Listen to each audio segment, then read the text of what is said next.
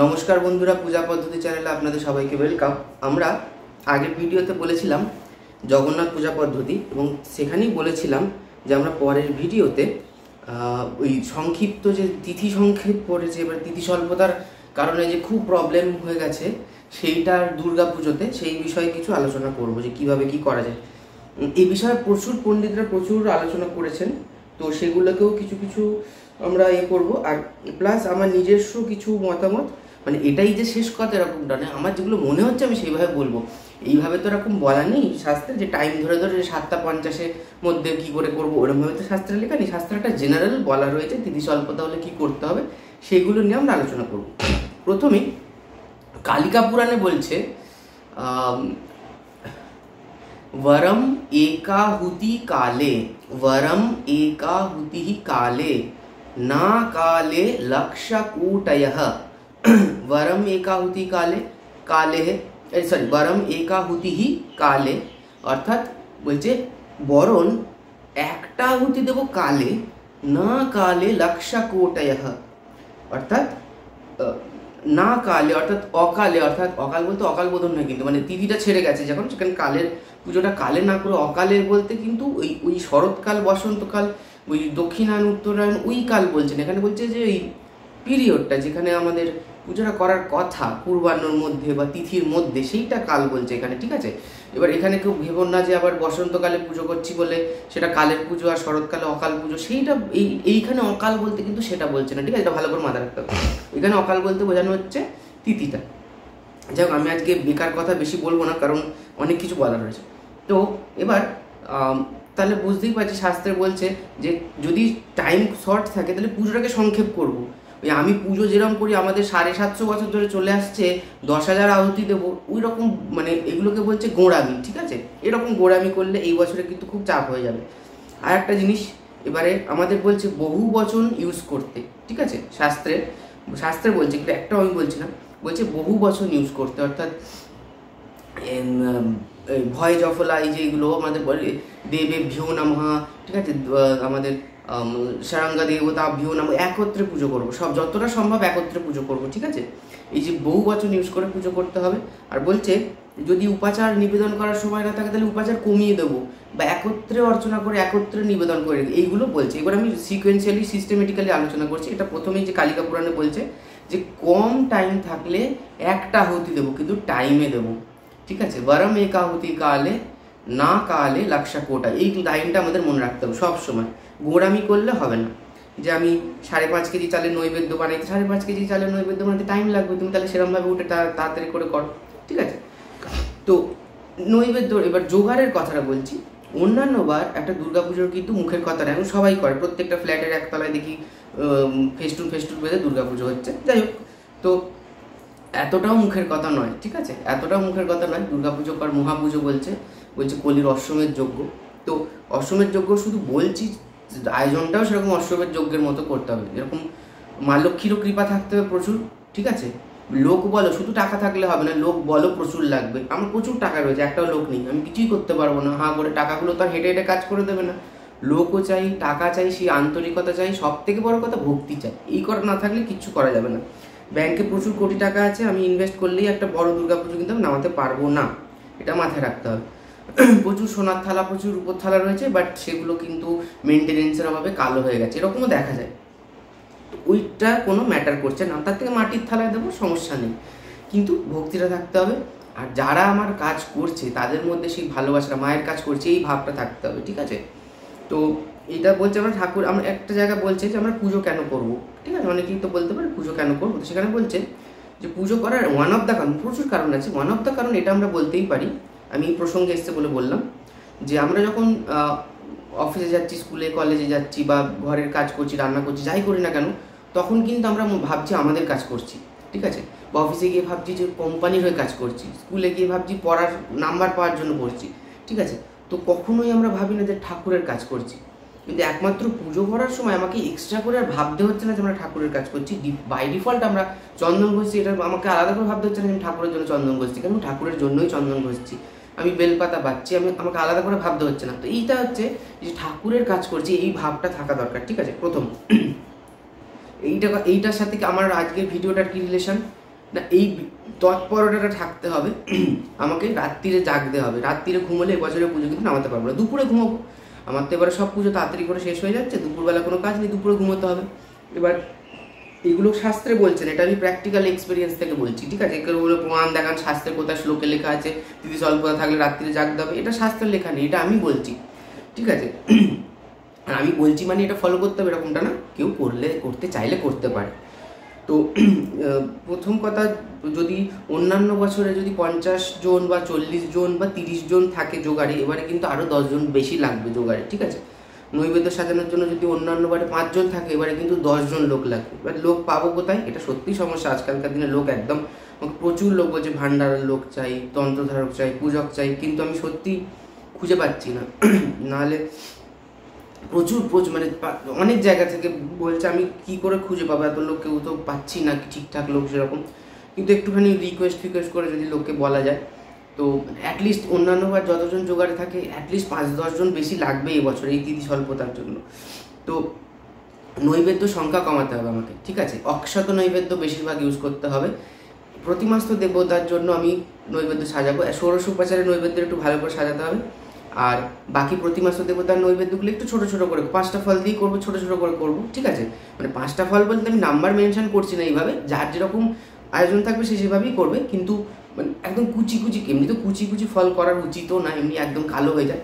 আর আমরা মাঝরাত্রে নৈবেদ্য সাজাবো, কালো হয়ে যাবে না, না কালো হবে না।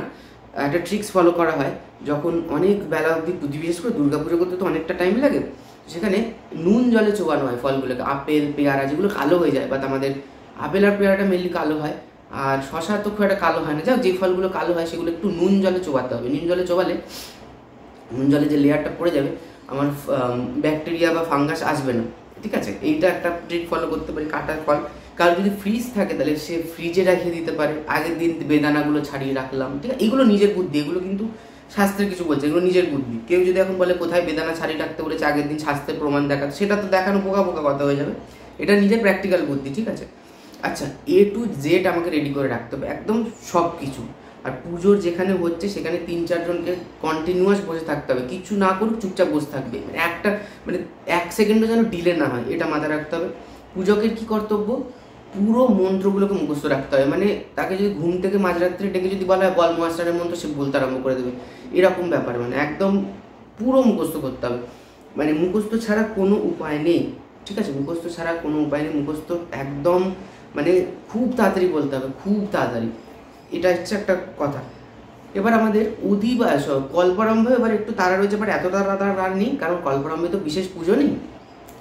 এবার আর একটা কথা, বিশুদ্ধ সিদ্ধান্ত আর আমাদের সূর্য সিদ্ধান্ত বা প্রাচীন পঞ্জিকা মত, দুটোতেই বিশুদ্ধ সিদ্ধান্ততে তাও একটু টাইম রয়েছে, যা টাইম আছে হেসে গেলে পুজো করা যাবে, মানে ভালোভাবে, কিন্তু তাও তাড়াতাড়ি করতে হবে। আর প্রাচীন পঞ্জিকাতে বিশাল টাইম কম, মানে নামমাত্র ভীষণ টাইম কম, মানে বিপদে পড়ে যাওয়ার মতো টাইম কম, এবারে এত তিথি সংক্ষেপ রয়েছে। কিন্তু যেখানে আমাদের চাপ নেই, কোনটা? কল্পারম্ভতে চাপ আছে, কম চাপ রয়েছে, আছে অবশ্যই কিন্তু কম রয়েছে। আচ্ছা, অধিবাস, আমন্ত্রণ, তারপরে আমাদের বোধন, এগুলোতে একদম তাড়া নেই, তত সন্ধ্যেবেলা যেরকম হবে। আমাদের সন্ধি পুজোর তাড়া নেই, কারণ সন্ধি পুজো এত বছর ধরে 48 মিনিটও হতে, এবছর 48 মিনিট হবে, সন্ধি পুজো কোনো তাড়া নেই, ঠিক আছে? যাদের অর্ধরাত্র পুজোতেও কোনো তাড়া নেই, এতদিন ধরে যেরকম টাইম হতো সেরকম টাইম মাঝরাত্রে হবে, ওটাও 48 মিনিটের মধ্যে। তো এই পুজোগুলোতে আমার চাপ নেই, এগুলো আমরা একটুখানি চাপলেসভাবে যেরকম এতদিন ধরে করতাম সেরকমভাবে করব। চাপ কোথায়? সপ্তমী, মহাষ্টমী, মহানবমী, এইগুলোতে কিন্তু চাপ রয়েছে, বিশেষ করে প্রাচীন পঞ্জিকায়। এবার বলছে যদি তিথি স্বল্পতা থাকে, আর এবারে সত্যিই তিথি স্বল্পতা রয়েছে, তাতে কোনো সন্দেহ নেই, কোনো বিকল্প নেই, তো আমরা মহাস্নানটাকে একটু সংক্ষেপ করবো। কীভাবে? যত রকমের মহাস্নানের মায়ের দ্রব্য আছে সব একত্রে মেশাবো, মিশিয়ে আত্রেয়ী ভারতী গঙ্গা বলে যে মন্ত্রটা রয়েছে ওটা দিয়ে পুরোটা স্নান করাবো। এটা শাস্ত্রোক্ত, এটা আমি বলছি না, ঠিক আছে? আমি বলছি সেগুলো। তো আত্রেয়ী ভারতী গঙ্গা বলে স্নান করাবো, ঠিক আছে? ওই পুরো পৃথক মহাস্নান করালে কিন্তু কেস খাবে, সত্যি যে করবে সে কেস খাবে। তো ওই আত্রেয়ী ভারতী গঙ্গা বলে একত্রে মাকে স্নান করাতে হবে, ঠিক আছে। অষ্টকলশ ফষ্টকলশ ওরকম যদি কেউ অষ্টকলশটা করে বা ঘট চতুষ্টয় যে বেদের 4টে মন্ত্র ওইগুলোকে যদি কেউ, এবার যার যেরকম সময় লাগবে সে সেরকম, কিন্তু শাস্ত্র বলছে যে তিথি স্বল্পতা থাকলে একত্রে মিশিয়ে আত্রি ভারতী বলে এই মন্ত্রটা ইউজ করে মাকে স্নান করাতে পারি, ঠিক আছে, একদম মানে অতি দ্রুত। আর একটা জিনিস, আচ্ছা এটা গেল, আমি সপ্তমীটা বলি তারপর বলছি বাকিটা। তারপরে আমরা ন্যাশ ট্যাশগুলো একেবারে মানে ভীষণ স্পিডে করতে হবে, অঙ্গম অঙ্গম ইংনম ইংনম ইংনম ইংনম রিংনম রিংনম রিংনম রিংনম একদম মানে যতটা তাড়াতাড়ি করা যায়, ঠিক আছে। মানে আমি ভুল করলাম এখন, যাই হোক, অঙ্গম অঙ্গম ইংনম ইংনম ইংনম ইংনম রিংনম রিংনম রিংনম রিংনম ইংনম ইংনম ইংনম অঙ্গম অঙ্গম অঙ্গম। এবার আরও স্পিডে যদি কেউ করতে পারে, আরও স্পিডে, মানে ন্যাশের পেছনে 10 মিনিটও দেওয়া যাবে না, 5 মিনিটের মধ্যে সব ন্যাশ করতে হবে, এইরকমভাবে মানে মেন্টাল প্রিপারেশন নিয়ে বারবার প্র্যাকটিস করতে হবে, কিন্তু প্র্যাকটিস ছাড়া হবে না, ঠিক আছে। অনেকে বলছে যে তা কীভাবে তাড়াতাড়ি করবো, প্র্যাকটিসের থেকে বড় বিকল্প আর কিছু নেই, প্লাস এগুলো তো আমাদের প্ল্যান করতে হবে, ঠিক আছে। যারা জোগাড় করবে, তন্ত্রধারক, পূজক, ভান্ডারী সবাইকে মিলে একসাথে বসে মিটিং করতে হবে 2-3 বার, কমপক্ষে একবার মিটিংয়ে কিছু হবে না, ঠিক আছে, 2-3 বার মিটিং করতে হবে। সেটা যে সামনাসামনি না হয় অনলাইনে মিটিং করবে, সেটা কোনো সমস্যা নয়, কিন্তু একসাথে বসে কিন্তু পরিকল্পনা করতে হবে, একদম খাতায় লিখে যে আমাকে 6টা 5-এর মধ্যে আমার ষোড়শোপচার কমপ্লিট হবে। সাপোজ এক্সাম্পল দিচ্ছি, 6টা 5-এর মধ্যে মা দুর্গা ষোড়শোপচার কমপ্লিট হবে, 6টা 10-এর মধ্যে সরঙ্গ আবরণ এসব কমপ্লিট হয়ে যাবে, দিয়ে প্রতিমাস্ত দেবদেবতা আমি শুরু করে দেবো। এইরকমভাবেই প্ল্যানিংটা করতে হবে, যাতে আর এর থেকে নড়চড় না হয়। আর আমরা হাতে বাফার টাইম নিয়ে রাখবো, ঠিক আছে। বাফার টাইম নিয়ে রাখবো এই কারণে, যেটা করতে আমার হয়তো 5 মিনিট লাগে, আমি ধরে নেবো 6 থেকে 7 মিনিট লাগছে, কারণ একটু এদিক ওদিক হতে পারে, কিন্তু সেটা যাতে না হয় সেটা আমরা প্রাণ চেষ্টা করবো, ঠিক আছে। আর এটা তো গেল, মহাস্নানটা বললাম, মহাস্নানের পর ন্যাসটা বললাম যে খুব তাড়াতাড়ি করতে হবে। ঘট স্থাপনের মন্ত্রগুলো তো বৈদিক মন্ত্র, খুব একবারে ঘুরেছে, ভূমিরস্তে দিতেছে বিশ্বধারা, একদম খুব স্পিডে সুর করে বললে কিন্তু এবছর কেস খাবে। দ্বিতীয় কথা, প্রাণ প্রতিষ্ঠাগুলো মায়ের দুর্গাটা তো একদম ডিটেলসে করতে হবে, কিন্তু প্রচুর মুখস্থ করে রাখতে হবে। তো আংরিং ক্রুং জাং ডাং লাং সাং সাং সাং যতটা স্পিডে বলা যায় ততটা, ঠিক আছে, স্পিডে বলে মন্ত্রগুলোকে বলতে হবে। আর বাকি যে প্রতিমাস্ত দেবদেবতা রয়েছে তাদেরকে কিন্তু শুধু গায়ত্রী বলে, আর ওই আংরিং ক্রুং আলাদা করে প্রদত্ত বিষ্ণু উস্তাবাতি ওইগুলো বা বাকি যে মন্ত্রগুলো রয়েছে, ওই বৃহস্পতি যজ্ঞম ইমাম পানোত পারিষ্টম অত কিন্তু বললে এবারে কেস খাবে। তো সেই জন্য শুধুমাত্র মা দুর্গাটার ডিটেলস, বাকি সমস্ত কিন্তু শুধুমাত্র ওই আংরিং ক্রুং, যেটা আমরা আত্মপ্রাণ প্রতিষ্ঠা করি বা জীবন ন্যাস যেটা করি, ওই মন্ত্র করতে হবে, ঠিক আছে, আর কিছু না। আর বাহনদেরও তাই, বাহনদের শুধুমাত্র ওই মন্ত্র সংগ্রাম বলে যে আত্মপ্রাণ প্রতিষ্ঠা বা জীবন ন্যাসের ওই মন্ত্র বলে কিন্তু প্রাণ প্রতিষ্ঠা করতে হবে। চক্ষুদান একত্রে কাজন তৈরি করে সবারকে একটু একটু করে ঠেকিয়ে দিতে, মায়েরটা পৃথক করে বাকিদেরগুলো একটা একটা করে করতে হবে, ঠিক আছে। এই গেল। কর্পূর আরতি স্কিপ করা যেতে পারে, কারণ ওগুলো কিন্তু একদম ম্যান্ডেটারি না, মানে প্রাণ প্রতিষ্ঠার পর ওই আমরা যে মিষ্টান্ন নৈবেদ্য দিচ্ছি মাকে বা কর্পূর আরতি করছি, ওগুলো স্কিপ, এবছরের জন্য স্কিপ, ঠিক আছে, কোনো সমস্যা নেই, এবছরের জন্য স্কিপ করা যাবে। বিশুদ্ধ সিদ্ধান্ত বলছেন, বিশুদ্ধ সিদ্ধান্ত তো তাও করা যেতে পারে, কিন্তু প্রাচীন পন্থিক আছে কিন্তু এগুলো স্কিপ করা, বা ষোড়শের পর যে একটা কর্পূর আরতি, ওগুলো স্কিপ, এবছরের জন্য এগুলো স্কিপ, একদমই স্কিপ। আচ্ছা, এরপর এই প্রাণ প্রতিষ্ঠার পর তো আমরা ষোড়শোপচারে আসবো। ষোড়শোপচারে ধ্যান, মানসোপচারকে একটু শর্ট করা যেতে পারে, মানে মানসোপচার তো বিরাট বড় মন্ত্র, অনেকে দশপুষ্পাং বিদোয় পঞ্চদশের ভাব পুষ্পায় সম্পূজায় শিবম পর্যন্ত করে। এবার এটাতে যদি কারোর একটু মনে হচ্ছে বেশি, যদি 30 সেকেন্ড হয়তো বেশি লাগবে বা 1 মিনিট হয়তো বেশি লাগবে, তাও সেটাও নষ্ট করবো না এবছর, ঠিক আছে। আমরা ওই ইত্থম পূজাম প্রকল্পায়িত এই পর্যন্ত করবো, নিত্যম ইন্দিয়া কর্মাণি ইত্থম পূজাম বা পূজাম ইত্থম প্রকল্পায়িত এই পর্যন্ত থেমে যাও। তারপরে চাঞ্চল্যাং মানসস্তথা সুমেখলম পদ্মলম ওই জায়গাগুলো এবারে নয় বাদ দিলাম, ঠিক আছে। তো কল্পারম্ভের দিন করে দেবো পুরোটা, তারপর বাকিগুলো সপ্তমী, মহাষ্টমী, মহানবমীতে একটু শর্টকাট করতে হবে, কারণ শাস্ত্রী বলছে শর্টকাট করতে, ঠিক আছে, এটা তো কোনো উপায় নেই। তারপরে মায়ের ধ্যানটা তো করতে, ধ্যান তো আর শর্ট করা যাবে না, ধ্যানটা ধ্যানের মতো করে করতেই হবে। মানুষের পূজা 2বার ধ্যান, মায়ের ধ্যান এমনি বড়, ধ্যানে অন্তত পক্ষে 2-3 মিনিট টাইম লাগে ধ্যান করতে, ঠিক আছে। তাও ধ্যানটা অত টেনে না বলে, এবং জাটা জুটা অত না জাটা জুটা সামাযুক্ত মর্দেন্দুকৃত একটুখানি স্পিডে করবো, খুব টেনে না বলে, এগুলো একটু মাথায় রাখতে হবে। আর তারপরে আমাদের ধ্যান, এবার ষোড়শোপচারে কিন্তু আসনং গৃহ্ণ দেবেশি যৎকৃতং শোভনং মায়া এত কিছু বলা যাবে না এবছর, বললেই কেস খাবে কেউ। এবার কেউ চাইলে শুধু মা দুর্গাটা বলতে পারে, কিন্তু সে নিজের দায়িত্বে বলবে, পরে কিন্তু কেস খেতে পারে।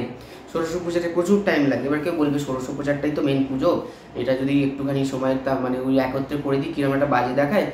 মানছি আমি, একটা ইমোশন কাজ করে, মা বছরে একবার মাকে আমরা পুজো করছি, আমরা চেষ্টা করি নিজেদেরকে উজাড় করে দেওয়া, কিন্তু এবছর তো অপশান নেই। মানে চাইলে করা যাবে, করতে আমি বারণ কোনোটাই করছি না। এই যা এতক্ষণ ধরে বলছি কোনোটা কিন্তু মানে আমি অর্ডার দিচ্ছি বা আমার কথা শেষ কথা এরকমটা না, আমি অপশানটা বলছি যেগুলো করা যেতে পারে, ঠিক আছে। তো এবার ষোড়শ উপাচারে কেউ যদি মনে করে আমি আলাদা আলাদা দুর্গা অক্ষত সমাজ উত্তম গন্ধ পুষ্পম তাতাপরম শোভনম বিল্বপাত তাম্রপাত্রস্থ বা শোভনম শঙ্খপা, কেউ চাইলে যদি বলতে চাইলে বলতে পারে, কিন্তু আমার মনে হয় যে না বলাটাই বেটার হবে। একত্রে ঈশার্গা দক্ষযজ্ঞ বিনাশী, আর কেউ যদি বৃহন্নন্দিকেশ্বর করে তো কেস খাবে। দক্ষযজ্ঞ বিনাশী নেই মহামন্ত্রটা বলতে বলতেই আমাদের প্রচুর টাইম লেগে যাবে, তো সেখানে একটুখানি তাড়াতাড়ি করতে হবে কিছু। ওটা তো আর চেঞ্জ করা সম্ভব না, ওটা মূল মন্ত্র, ওটা করতেই হবে, ওটার অপশান নেই। তো সেক্ষেত্রে ওইটা আবার তন্ত্রে আবার বলছে যদি ওই মন্ত্র বলতে সমস্যা তাহলে বীজ, শুধু বীজকে প্রয়োগ করা যাবে, শুধু বীজও প্রয়োগ এই শাস্ত্রে আছে বলা। তন্ত্রে বলছে যে অত বড় মন্ত্র যদি না বলা যায় বীজেই সব কাজ হবে, বীজের মধ্যেই সব রয়েছে, তো বীজও করা যেতে পারে। তো এইটা কিন্তু আবার আমি বলবো না, এটা একটুখানি গুরুদেব, এই মূল মন্ত্র বীজ এগুলো খুব সিরিয়াস ব্যাপার, এগুলো ধুমধাম করে মানে আমার ভিডিও দেখে চেঞ্জ করাটা একদম নয়, নো নেভার। তো এগুলো একটু গুরুদেব যদি বলে যে হ্যাঁ দক্ষযজ্ঞ বিনাশী নেই মহাঘুরাইয়ের জায়গায় তুমি শুধুমাত্র বীজ ইউজ করবে, সেটা তার ব্যাপার, আমার এখানে কিছু বলার নেই। কিন্তু আমি যেগুলো জেনারেল কমানো যেতে পারে সেগুলো বলছি, ঠিক আছে। তো ষোড়শোপচারের প্রার্থনা মন্ত্রগুলো না বলে শুধুমাত্র এইষা গন্ধা ভগবত দুর্গায় নম ইদম সচন্দন পুষ্পম ভগবত দুর্গায় নম, এইভাবে করে করে এইষা মধুবর্কা ভগবত দুর্গায় নম ইদম পুনরাচমনিয়ম ভগবত, এইভাবে কিন্তু ষোড়শোপচার করতে হবে। আর বাকিদের সেটাও করা যাবে না, মানে কার্তিক গণেশ লক্ষ্মী সরস্বতীকে চাইলে দশোপচার করা যাবে, ঠিক আছে। এবারে কিন্তু আমরা দশোপচারে পুজো করি, মানে শাস্ত্রে বলে দিয়েছে দশোপচারে করতে হবে, মানে ওরমভাবে বলেনি, মানে শাস্ত্রে বলছে দশোপচারে করা যাবে। মা দুর্গা ষোড়শ করলাম, কারণ ওটা তো মহাপুজোর অঙ্গ, মা দুর্গাকে ষোড়শোপচারে পুজো না করলে অঙ্গহানি হবে, মহাপূজার অঙ্গহানি হবে। তো সেক্ষেত্রে পূজা হোম বলি আর স্নান, তো সেক্ষেত্রে স্নানটা আমি স্কিপ করতে হবে, স্নানটাকে সংক্ষেপ করতে পারলাম, সব দ্রব্য দিয়েই স্নান করালাম কিন্তু সংক্ষেপে করালাম, কিন্তু বাদ দেওয়া যাবে না, তাহলে মহাপূজার অঙ্গহানি হবে। পূজাটা ষোড়শোপচারে করলাম, প্রার্থনা মন্ত্রগুলো বললাম না, কিন্তু একত্রে অর্চনা করে একটা একটা করে জাস্ট নিবেদন করে মায়ের কাছে দিয়ে দিলাম, বা মায়ের কাছে যদি নাও দিই জলের ছিটা, এবারে জলের ছিটা দিতে হবে বেশি বেশি করে, দরকার পড়লে 1 ঘটি জল বেশি নিয়ে বসবো, জলের ছিটা যতবার বই মাথায় গিয়ে অর্ঘ্য দিলাম, এবারের সময় নেই, অর্ঘ্য ঘটে মাথায় দেওয়ার সময় নেই এবারে, ঠিক আছে। তো এবারে ষোড়শোপচার যাওয়ার পরে ষড়ঙ্গ পুজো একত্রে, ঠিক আছে, পৃথক পৃথক গন্ধপুষ্প দিয়ে পুজো করে একত্রে যেটা বলি আমরা। এবারে যদি সমস্যায় পৃথক পৃথক গন্ধপুষ্প আমরা করবো না, একত্রে এই গন্ধপুষ্পের হৃদয়াঙ্গাদি ষড়ঙ্গ শক্তিভ্যো নমঃ, দুর্গা দেবতায় ষড়ঙ্গ শক্তিভ্যো নমঃ, ব্যাস পুজো শেষ, চলো। তারপরে যা যা রয়েছে বটুক, ভৈরব, অষ্টভৈরব, তারপরে আমাদের ক্ষেত্রপাল, প্রচুর, তো দুর্গা পুজো তো পুজোর শেষ নেই, প্রচুর পুজো রয়েছে, সব কিন্তু একত্রে পুজো করবো। এবারে যদি একটা একটা করে হেতুকায়া ক্ষেত্রপাল না, ব্যাস কেস খাবে, ওখানেই কেস শেষ হয়ে গেল। ওই হেতুকায়া ক্ষেত্রপাল ওরকমভাবে এবারে আর হবে না, এবারে একত্রে ক্ষেত্রপালে ভিও নামা এই সেখানটা সিদ্ধপুত্র না কি জানো, ও সিদ্ধপুত্র তো বটুক, ক্ষেত্রপাল কি যেন দিয়ে শুরু হয়, কি হেতুকাদিক হেতুক না কি একটা দিয়ে শুরু হয়, যা ভুলে গেছি।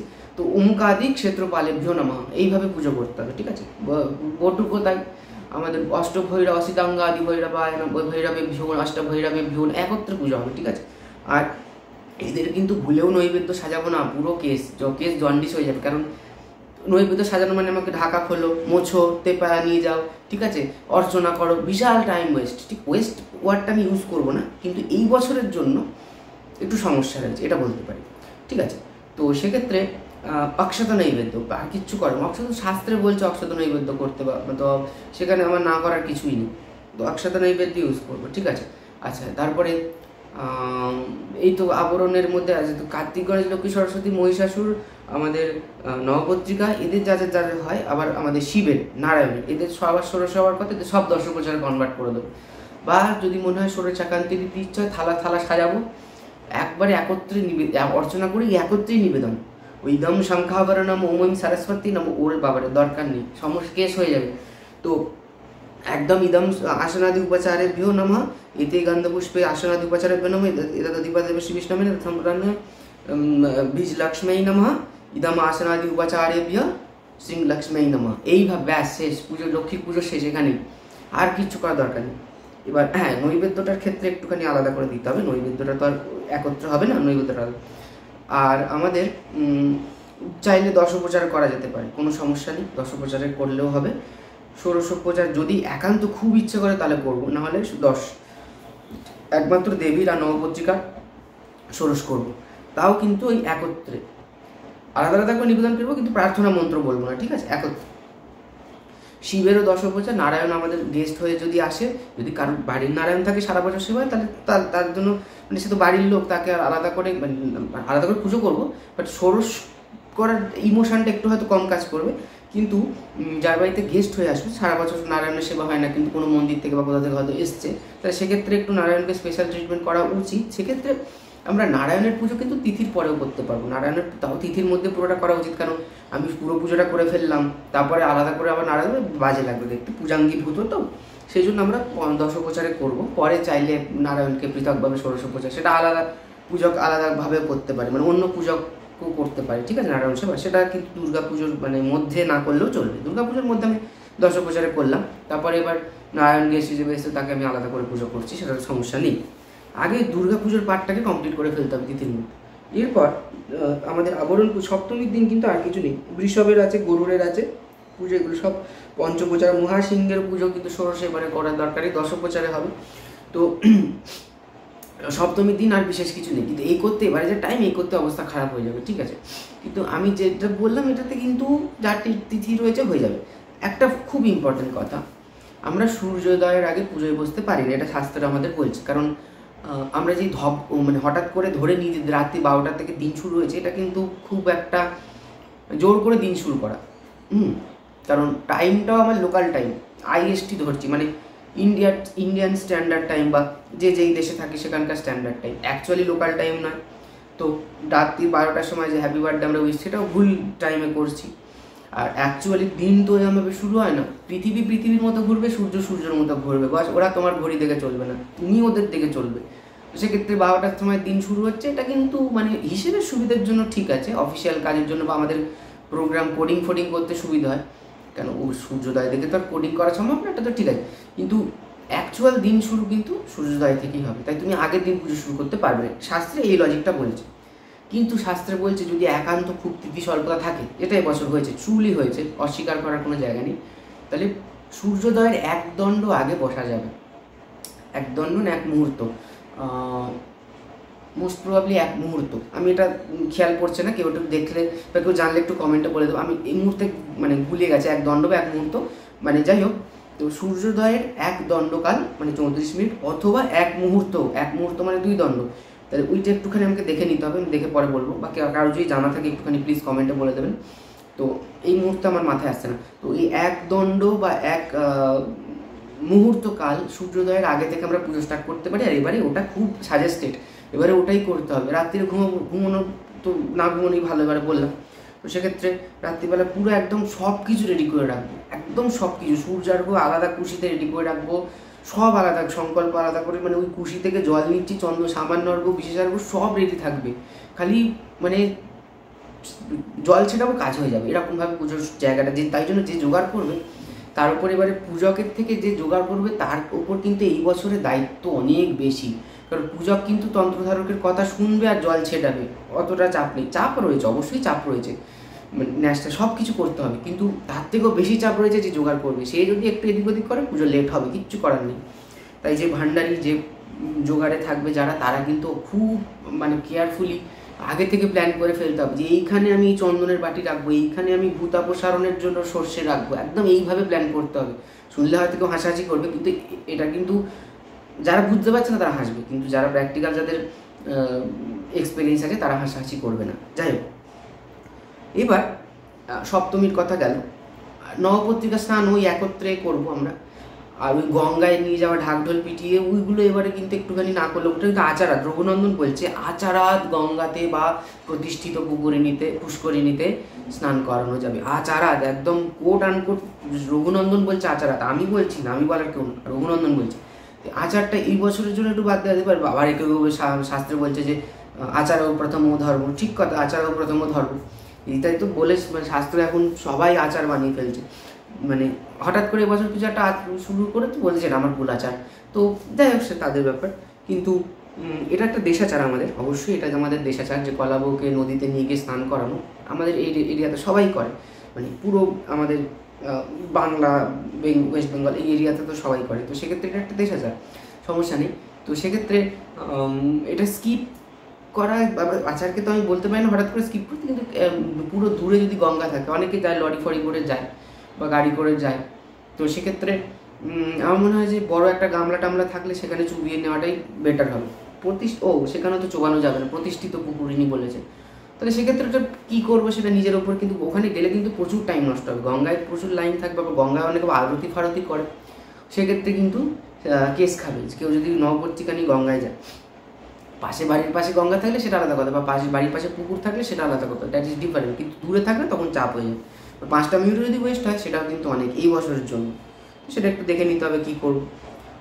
মানে জজমান পূজক বা তন্ত্রধারক সিনিয়র মোস্ট যারা আছে তাদের সাথে একটুখানি কথা বলে এই জিনিসটা ফিক্স করতে হবে। নেক্সট যেটা হচ্ছে সপ্তমীতে আমার আর বিশেষ কিছু বলার নেই, আরতিও সংক্ষেপে করতে হবে, কারণ ভোগ নিবেদনের একটা ব্যাপার রয়েছে। এবার ভোগ নিবেদন বলতে অন্ন ভোগ যেটা মধ্যাহ্নের সময় দেওয়া হয়, ভোগের পর তো ভোগ নিবেদন। এবার কেউ কেউ কী করে সপ্তমীর মধ্যে একটা ছোট করে বা তিথির মধ্যে একটা অন্নভোগ দিয়ে মায়ের দীপ্রাহরিক যেটা ভোগ মানে দুপুরের যে ভোগটা মধ্যাহ্ন ভোগ, সেটা কিন্তু মধ্যাহ্ন সময়তেই দেওয়ার কথা। মধ্যাহ্ন আমরা জানি 12টা নাগাদ শেষ 12টার মধ্যে একদমই দিতে হবে। তো সেক্ষেত্রে ওইটা আমরা যেরকম আলাদা করে 50-60 রকমের তরকারি, মিষ্টি, রসগোল্লা, হাঁড়ি কড়া সব শুদ্ধ সাজিয়ে দিতে পারি, ওটা তো সমস্যা নেই। কিন্তু মায়ের সপ্তমীর মধ্যে একটা ভোগ, সেটা শুধু যদি পায়েস হয়, শুধু পায়েস একটা কিন্তু দিতে হবে, সেখানে আরতি করার দরকার নেই আলাদা করে, চাইলে একটা গোপুর আরতি। এবারে ওই গোপুর আরতি মানে এক্সট্রা বাড়িয়ে লাভ নেই, কারণ যেহেতু অনেক পুজো থাকে, অস্ত্রের পুজো রয়েছে, দেব্যাঙ্গ কীটাঙ্গে প্রত্যঙ্গাদি ভূষণে, দেব্যাঙ্গ কীটাদি দেব্যাঙ্গ প্রত্যঙ্গ ভূষণে বিহ নমঃ রয়েছে, তারপরে সর্বাধারূপিণী দুর্গার অনেক পুজো, দুর্গা পুজোতে কিন্তু পুজোর শেষ নেই, জয়া বিজয়ের পুজো রয়েছে, প্রচুর পুজো রয়েছে, সেগুলো কিন্তু সপ্তমীতেই রয়েছে সব। এবার মহাষ্টমীতে তো আরও চাপ, এখানে যারা বীরানন্দীকে সব পুজো করবে তাদের আবার নবঘট প্রতিষ্ঠা রয়েছে, সেখানে আবার প্রচুর পুজো রয়েছে। বাট এগুলো নবঘট যারা স্থাপন করছে তাদেরও রয়েছে, না যারা নবঘট স্থাপন করছে তাদের পুজোগুলো তো সেমই, খালি নবঘটটা এক্সট্রা রয়েছে। আর কুমারী পুজো এবারে কিন্তু একটুখানি শিফট করতে হবে পেছনে, যদিও পূর্বাহ্নের মধ্যে কেউ যদি নবমীতে করতে চায় মহানবমীতে করতে পারেন, তন্ত্রে বলছে মহানবমীতে কুমারী পুজো করতে, বাট অনেকেই কিন্তু অষ্টমীতে করে, তো সমস্যার কিছু না, কিন্তু তন্ত্রে বেশি করে জোর দেওয়া হচ্ছে মহানবমী তিথিটাকে, মহানবমী তিথি কুমারী পুজোর জন্য বেস্ট এইভাবে বলা হচ্ছে। তো সেক্ষেত্রে মহানবমীতে শিফট করা যেতে পারে যদি মহাষ্টমীতে চাপ থাকে। আর মহাষ্টমীতে ওরকম সূর্যোদয়ের 1 দণ্ড বা 1 মুহূর্ত আগে আমরা পুজোয় বসবো, একদম আচমন থেকে শুরু করে সঙ্গে সঙ্গে শুরু করে দিতে পারে। ওই পুজোর যে আমাদের প্রথম এটাকে কী বলে জানো, সামান্য কাণ্ড, ওটাকে বেশি টাইম নষ্ট করি, আসন শুদ্ধি করছি তো করছি, অধনুক ত্রিকোণ আঁকছি, এতে গন্ধপুষ্পে আধার সপ্তাহ দিব্য, এরকম স্পিডে পুজো করলে কেস, বিশাল স্পিডে করতে হবে, ঠিক আছে। তো তন্ত্রধারক ছাড়া যাতে পুজো করি এরকমভাবে মুখস্থ করতে হবে মন্ত্রগুলোকে। তো এইভাবে করার পর মহাষ্টমীর দিনও আমাদের ওই একইভাবে ষোড়শগুলো একসাথে সাজিয়ে একত্রে অর্চনা করে একত্রে নিবেদন করব। মা দুর্গারটা হয়তো একটা একটা করে নিবেদন করবো, কিন্তু প্রার্থনা মন্ত্র ছাড়াও, উইদাউট প্রার্থনা মন্ত্র, কেউ যদি প্রার্থনা মন্ত্র বলে টাইম ম্যানেজমেন্ট করতে পারে সে পারে, অসুবিধে নেই, কিন্তু চাইলে স্কিপ করতে পারে, এটা আমার বলার উদ্দেশ্য আর। তারপর মহাস্নানও একইভাবে হবে মহাষ্টমীর দিন, ঠিক আছে। মহাস্নানের পর ন্যাসাদি তো বললাম, এগুলো আর কিছু বলেনি। মহাষ্টমীর দিন যে এক্সট্রা পুজোগুলো আসবে, পুজোগুলো হবে চতুর্ষষ্ঠী যোগিনী, আমাদের অনেক তো দেশবাসিনী পুজো টুজোগুলো তো ওখানে সপ্তমীতে রয়েছে, আমাদের জয়ন্তী আদির পুজো, ঠিক আছে। তারপরে আমাদের নবদুর্গার পুজো, ঠিক আছে, অষ্টশক্তির পুজো, প্রচুর পুজো রয়েছে কিন্তু সেগুলো এবার কেউ যদি মনে করে যে অক্ষত নৈবেদ্য দেবো, সে দিতে পারে, সমস্যা কিছু নেই। কিন্তু কেউ যদি বলে যে আমি নৈবেদ্য সাজিয়ে দেবো, দিতে পারে, কিন্তু সেটা কিন্তু মানে একটু তাড়াতাড়ি করতে হবে, আর একত্রে, ঠিক আছে, একত্রে পুজো করতে হবে। জয়ন্তী ঈশাকান্দা জয়ন্তী আদি একাদশ শক্তি বিহু নামা এইভাবে করতে হবে, ঈশাকান্ত জয়ন্তা জয়ন্তে আয় নমঃ, ইদম সচন্দ্র পুষ্প জয়ন্তা, এই করলে কিন্তু কেস খাবে। আচ্ছা, তো অষ্টমীর দিন যে এক্সট্রা পুজোগুলো রয়েছে ওগুলোর কথা। আচ্ছা, এরপর শিবনারায়ণের তো যেরকম বললামই ষোড়শে। আচ্ছা, এরপর অষ্টমীর দিন যে অঞ্জলি, এটা যদি ওই রকম নম বিষ্ণু এই সুরে যদি কেউ বলে ব্যাস, তাহলে আর তাকে অষ্টমীর পুজো নম বিষ্ণুই করতে হবে, আর অষ্টমী পুজো করতে হবে না। আর ওই প্যান্ডেলের পুজোগুলো জানি না কী করবে, ওরা তো আমার ভিডিও দেখে নিশ্চয়ই করবে না। তো ওরা তো সেই 10-15খানা ব্যাচে এসেছে নেমন্তন্ন খাওয়ানোর মতো করে 10-15 বার ব্যাচে করে নম বিষ্ণু করবে।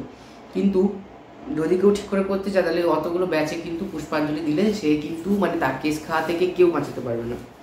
কেস ইন দ্য সেন্স আর কি টাইমে পুজো শেষ করতে পারবেন, এটাই আর কি। তো সেক্ষেত্রে একত্রে অর্চনা এই একত্রে পুষ্পাঞ্জলি, একটাই পুষ্পাঞ্জলির ব্যাচ হবে, যে দিতে পারলো না পারলো সে মানুষের পরে পুষ্পাঞ্জলি দিয়ে নেবে। আর ওই আয়ুর দেহি যশ দেহি এইভাবে কিন্তু পুষ্পাঞ্জলি না বলে একসাথে সংক্ষেপে তাড়াতাড়ি করে জয়ন্তী মঙ্গলা কালী ভাদ্র অকাম মানে নিষ্কাম পুষ্পাঞ্জলি কিন্তু দিতে পারে। সকাম পুষ্পাঞ্জলি থেকে ওই 3বারে না দিয়ে একত্রে একবারে পুষ্পাঞ্জলি দেওয়ার কথা শাস্ত্রে বলছে, 3বার দিতেই হবে এরকমটা কোথাও মাতার দিব্যি নেই। অষ্টপুষ্পাঞ্জলি দেওয়ার উল্লেখ আছে, পঞ্চপুষ্পাঞ্জলি দেওয়ার উল্লেখ আছে, 3বার দিতেই হবে, না দিলে মহাভারত অশুদ্ধ, এরকমটা না। আমরা তো পুজোর পর আমরা পঞ্চদেবতার পুজো করি যখন, আমরা তো একত্রে একবার পুষ্পাঞ্জলি দিই, এইসব পুষ্পাঞ্জলি গণেশায় নমঃ, এইসব পুষ্পাঞ্জলি সূর্যায় নমঃ। আমরা 3বার করে পুষ্পাঞ্জলি দিই নাকি? দিই না তো। যার পুজো করছি তার জন্য একটা পঞ্চপুষ্পাঞ্জলি দিই। কিন্তু ওই ব্যাচে 3বার করে নম বিষ্ণু করার তো কোনো দরকার নেই, একবারে একত্রে পুষ্পাঞ্জলি হবে। একবারে ফুল জল নেবে দিয়ে একত্রে ওই ফুল নিচ্ছে, পূজক মাইক নিয়ে দাঁড়িয়ে আছে, ওরকম একবারে জল ফুল রেডি, ঠিক আছে। পূজক ততক্ষণ পুজো করবে, পূজক শুরু করবে একদম, একবারে মন্ত্র বলবে, একবারে শেষ। তারপরে ঝুড়ি নিয়ে ফুল কালেক্ট করছি, ওইগুলো যে করবে, কিন্তু পূজককে আবার কন্টিনিউ করে ফেলতে হবে পুজো, ঠিক আছে। একটাই পুষ্পাঞ্জলি হবে।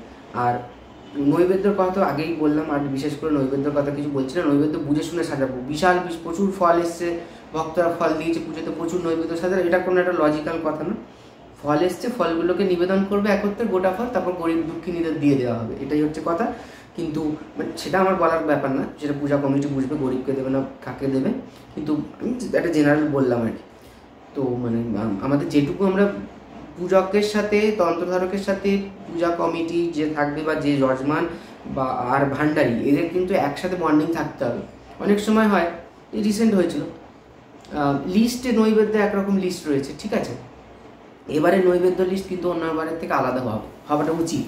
কেউ যদি পুরনো নৈবেদ্য লিস্টে অনেক নৈবেদ্য থাকবে, সেটা এই বছর চেঞ্জ করতে হবে। তো এই নৈবেদ্য লিস্ট যারা নৈবেদ্য সাজাবে তাদের কাছে 1 কপি থাকবে, তন্ত্রধারকের কাছে 1 কপি থাকবে, ভান্ডারির কাছে 1 কপি থাকবে, আর যে নৈবেদ্য নিয়ে যাচ্ছে তার কাছে 1 কপি থাকবে, 4-5 কপি করে। কিন্তু আবার নৈবেদ্যটা যেখানে মানে মোটামুটি এইভাবে থাকবে আর কি, তাতে সিনক্রোনাইজেশনের অভাব হবে না। এত কিছু পরেও সিনক্রোনাইজেশনের অভাব হয়, তার জন্য বলছি। কারণ এবার হয়েছিল আর কি রিসেন্টলি, কত ঘটনা এখন বলার সময় না। তো এইগুলো মনে রাখতে হবে, ঠিক আছে। হোমের ক্ষেত্রে মহানবমীতে 108 যদি না হয় সেখানে 28টা আহুতি দেওয়া যেতে পারে। আর বাকি যে আহুতিগুলো রয়েছে, কার্তিক, গণপতি মাস্ত, দেবদেবতা, অষ্টশক্তি, অষ্টভৈরব, জয়ন্তা আদি, আমাদের বটুক, তারপরে ক্ষেত্রপাল, যা রয়েছে, ঠিক আছে, দেব্যাঙ্গ, প্রস্তাঙ্গ, ভূষাগর, বাহন, নারায়ণ, সবার কিন্তু একটা করে আহুতি দেওয়া হবে। ঘি হলে ঘি, বেলপাতা হলে বেলপাতা, আর মায়ের 28টা, ঠিক আছে। আর বৃহৎ হোম তো বিলও করে, সংক্ষিপ্ত হোম। এবার আমার ইচ্ছে আছে যে যারা তন্ত্রোক্ত হোম করবে তাদের জন্য সংক্ষিপ্ত তন্ত্রোক্ত হোম আছে। বৈদিক হোমের একটা সংক্ষিপ্ত ভার্সন আমি একটা জায়গায় পেয়েছি, সেটাকে আমি একটু গোছানোর চেষ্টা করছি। কারণ বৈদিক হোম সত্যি কথা বলতে তারা মানে যজুর্বেদী হোক বা সামবেদী হোক, কুশণ্ডিকাটা কিন্তু খুব প্র্যাকটিস করতে হবে, নাহলে কিন্তু কোথায় পুষ্পাত্ম কোথায় বলছে এরকম ভূমিতে 3বার চাপ হয়ে যায়। পবিত্র ছেদন ফেদন অনেক কিছু রয়েছে, মন্ত্রগুলোও প্রচুর রয়েছে। যজুর্বেদের যে উদিচ্য কর্ম, ওখানে প্রচুর দাঁত ভেঙে যাবে এরকম মন্ত্র রয়েছে, তো সেগুলো মুখস্থ রাখতে হবে। পঞ্চাহুতি রয়েছে, তন্ন অগ্নি ইত্যাদি পঞ্চাবীর মন্ত্রে, প্রায়শ্চিত্র হোম মহম কারিষ্যে, এটা রয়েছে। তো সেক্ষেত্রে ওগুলো মুখস্থ রাখতে হবে। আর কুশণ্ডিকাটার একটা শর্টকাট আমি একটা জায়গায় পেয়ে, ওটা গোছাতে হবে, ওটা খুব একটা ভালো করে নেই। আমি যেটা বলেছিলাম ওটা অ্যাকচুয়ালি ওটা সংক্ষিপ্ত, মানে আমি একদম সরস্বতী পুজোর প্লেলিস্টে যজুর্বেদীয় হোমের কুশণ্ডিকা, সামবেদীয় হোম কুশণ্ডিকা, এই দুটো এটা অ্যাকচুয়াল সংক্ষিপ্ত শাস্ত্রকারেরা, কিন্তু এখন ইদানিং দেখছে আরেকটু সংক্ষেপ করা হয়েছে। আমার মনে হয় সেটা এই রকম তিথি স্বল্পতাগুলোর জন্য কিন্তু হেল্পফুল হবে। এবার একটা প্রবলেম আছে, কেউ কেউ বলছে এই বছরের জন্য বিশুদ্ধ সিদ্ধান্তে ট্রান্সফার করে যাবে, সেটা কিন্তু একদমই শাস্ত্রসম্মত হবে না, একদমই ঠিক নয়। ঠিক আছে, এক বছর এবছর হঠাৎ করে বিশুদ্ধ সিদ্ধান্তে বেশি টাইম আছে বলে বিশুদ্ধ করে ফেললাম, আবার পরের বছর বেনিমাধবে বেশি টাইম আছে বলে বেনিমাধব ফল, এটা কিন্তু ঠিক নয়, এটা একদমই অশাস্ত্রীয়। যার প্রাচীন পঞ্জিকা ফল হচ্ছে প্রাচীন পঞ্জিকা ফল হবে, যার যার বিশুদ্ধ সিদ্ধান্ত হচ্ছে সে বিশুদ্ধ সিদ্ধান্ত করবে। পঞ্জিকা শিফট করে নেওয়াটা কিন্তু একদমই পারমিটেবল নয়। ঠিক আছে, মানে শাস্ত্রে বলছে আর কি, আমি বলার কেউ না। আর এটাই হচ্ছে ব্যাপার।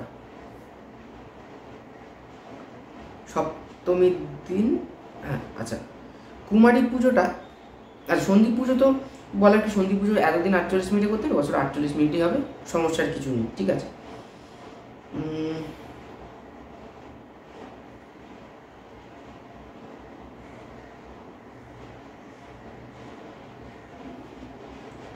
বলছে পুরো পুজো যদি না করা যায় তাহলে সেক্ষেত্রে পঞ্চোপাচারে পুজো করার বিধান রয়েছে শাস্ত্রে।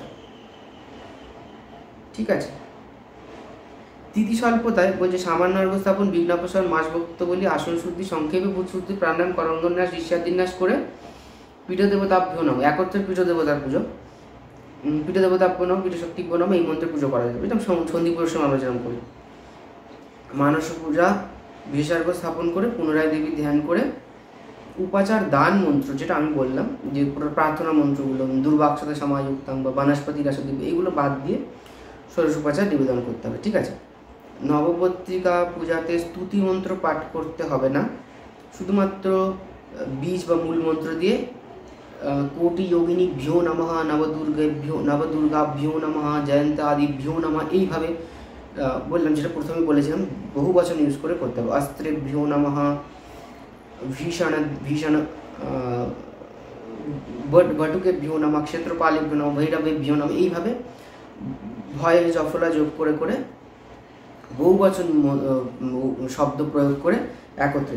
কার্তিকাদিরও কিন্তু এবারে দশোপচার বা পঞ্চোপচারে পুজো করতে, কার্তিকা বা গণেশাদি বলতে পঞ্চদেবতা নয়, পঞ্চদেবতারও তো আমাদের পঞ্চোপচারে পুজো হবে। আর আমাদের প্রতিমাস্থ দেবতাদের সেখানে কিন্তু দশোপচারে বা পঞ্চোপচারে পুজো করতে পারি এবছর। ঠিক আছে, কোনো সমস্যা নেই।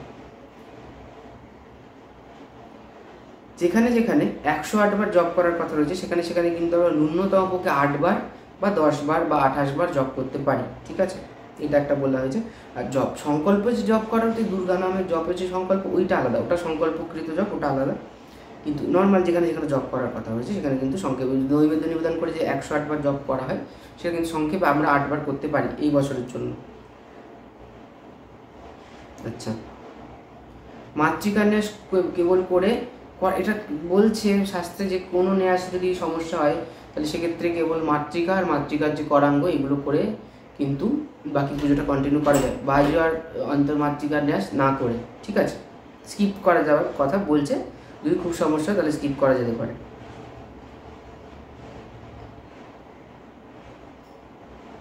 মহাস্থান যেটা বললাম মাতৃভারতী, এটা দিয়েই বললেই হবে।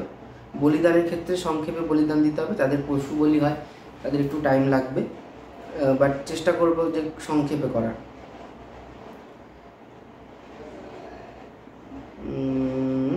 ব্যাস এইটুকুই বলার।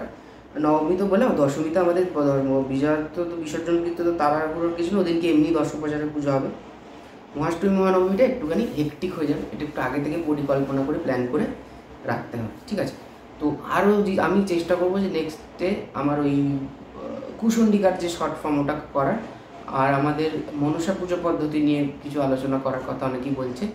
আমাদের গুরু পূর্ণিমা রয়েছে, সেখানে গুরু পুজোর যে পদ্ধতি সেখানে কিছু ভিডিও আলোচনা করার কথা হচ্ছে। তো আমি চেষ্টা করছি কোনটা কোনটা হয়, একসাথে সব কটা হবে না। যাই হোক, নমস্কার। আজকে ভিডিওটা ভালো লাগলে অবশ্যই লাইক করবেন, আমাদের চ্যানেলটিকে অবশ্যই সাবস্ক্রাইব করবেন। নমস্কার।